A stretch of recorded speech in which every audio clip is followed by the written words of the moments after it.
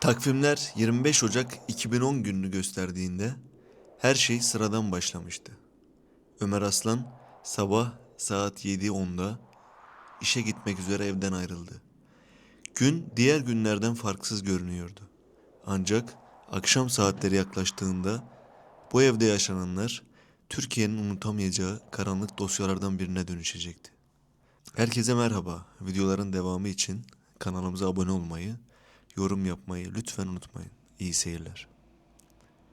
Sevgi Aslan 39 yaşında, hayatı sessiz fedakarlıklarla geçmiş bir kadındı. Ankara'nın Keçiören ilçesinde mütevazı bir apartman dairesinde yaşıyordu. Hayatını eşi Ömer ve henüz 8 yaşında olan küçük kızıyla sürdürüyordu. Büyük oğlu askerdeydi.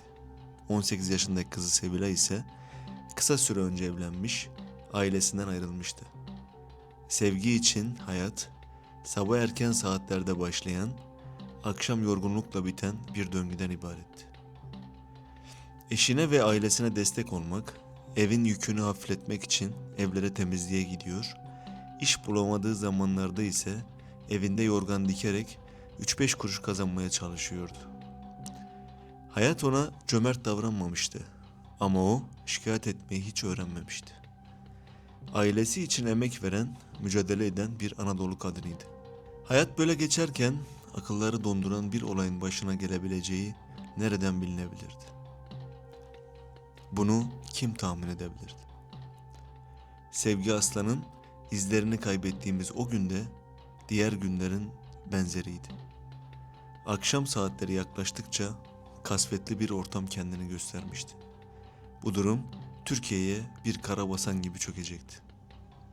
Ömer saat 18:30 sularında eve döndüğünde kapıyı açamadığını iddia etti. Anahtar içeride kalmıştı ve Sevgi kapıyı açmıyordu. İlk başta bunun basit bir gecikme olduğunu düşündü. Ancak dakikalar geçiyor, kapı hala açılmıyordu. Kapı neden açılmıyordu? Bunu kimse bilemeyecekti. Ömer çözüm olarak yakındaki bir kırtasiyeye gitti ve tel alarak kapıyı açmaya çalıştı. Başarılı olamayınca bu kez yan komşularından yardım istemeye karar verdi. Komşular Sevgi'yi gün boyu görmediklerini söylediler. Kimse onun nerede olduğunu bilmiyordu. Ömer, komşu Meryem ve eşinden banyolarını kullanmak için izin istedi. Amacı banyodaki havalandırma boşluğundan geçerek kendi evinin banyosuna ulaşmaktı. Ancak bu fikir mantıklı değildi. Havalandırma boşluğu bir yetişkinin geçemeyeceği kadar dardı. Komşular çilingir çağrılmasının en doğru yol olduğunu söyledi. Ömer ise çok ısrarcıydı. Daha önce o boşluktan birinin geçtiğini iddia ederek komşunun evine girdi. İşte tam bu noktadan sonra yaşananlar soru işaretlerini beraberinde getirdi. Komşunun evinde bulunan Ömer, yabancı bir evde olduğu için terlik giymek istedi ve banyoya yöneldi. Aynı sırada komşulara kendi evinin kapısını zorlamaya devam etmelerini söyledi. Komşular Sevgi Aslan'ın evinin önüne geldiklerinde fark ettikleri şey ise oldukça sarsıcıydı. Kapı kilitli değildi, hafif bir itmeyle açılmıştı. İçerisi görünür hale gelmişti. Komşu Meryem gördüğü manzara karşısında paniğe kapıldı. Yüksek sesle Ömer'e seslenerek kapının açık olduğunu ve birinin girmiş olabileceğini söyledi. Ömer bunun üzerine hızla kendi evine geçti. Eve girildiğinde eşyalar dağınıktı. Ancak asıl korkunç olan banyodan gelen sessizlikti. Sevgi Aslan kendi evinin banyosunda hayattan koparılmış halde bulunmuştu. Ömer eşinin cansız bedenini gördüğünde hiçbir tepki vermemişti. Ne bir çığlık ne de bir panik. Komşular donup kalmıştı.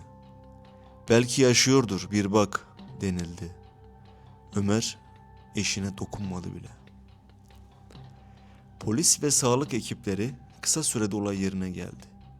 İlk incelemelerde dikkat çeken en önemli detay kapıda hiçbir zorlama izinin olmamasıydı. Yani eve dışarıdan girilmiş olması ihtimali neredeyse yoktu. Evde hırsızlığa dair hiçbir bulgu yoktu.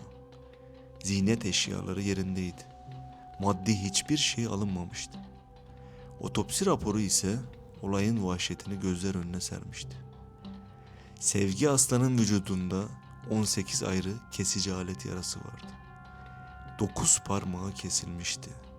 Tam 9 tane parmağı. Çene kemikleri kırılmış, alt dudağında derin ısırık izleri bulunmuştu.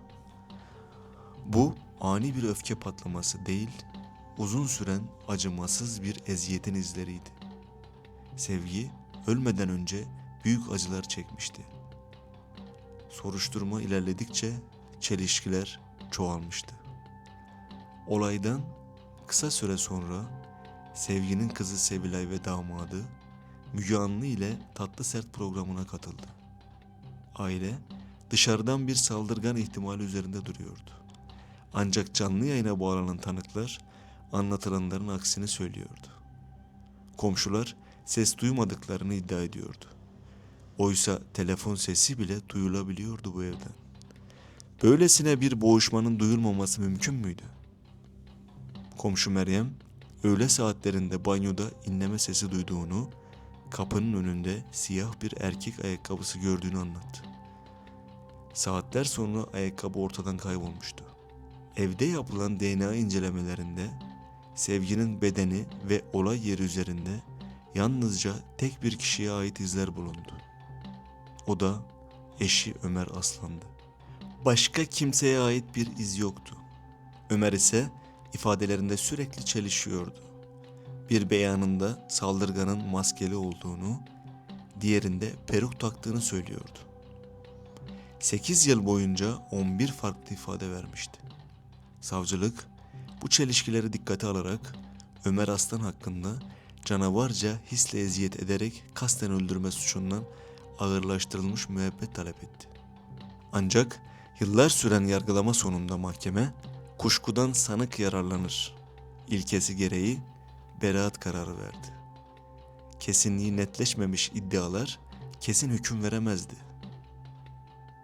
ve herkes serbest kaldı. Ama sorular bitmedi, bitmeyecekti. Gerçekten kapıyı kim açtı? O evde o gün kim vardı? Sevgi Aslan'ın evde yalnız olduğunu bilen kimdi? Ve en önemlisi bu sessiz evde işlenen vahşetin gerçek faili kimdi? Yıllar geçti ama Sevgi Aslan'ın dosyası hala devam etmekte ve çözülmeye çalışılmaktadır. Buna benzer videoların devamı için kanalımıza abone olmayı lütfen unutmayın. Bir başka videoda görüşmek üzere.